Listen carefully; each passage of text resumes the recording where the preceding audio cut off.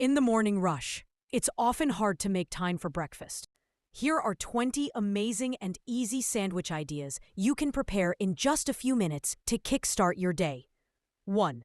Classic egg and cheese sandwich. Scrambled or fried egg with a slice of cheese on toast. 2. Peanut butter and banana.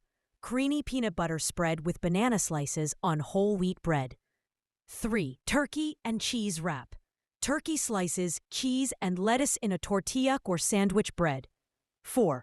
Avocado and tomato.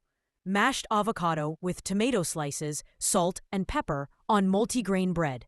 5. Chicken salad sandwich. Pre-cooked shredded chicken mixed with mayo, spread on bread. 6.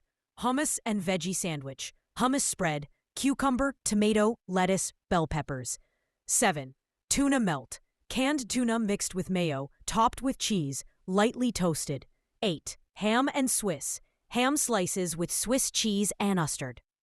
9. Egg salad sandwich. Boiled eggs mashed with mayo, salt, and pepper on soft bread.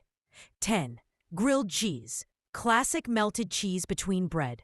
Grilled golden brown. 11. Nutella and strawberry.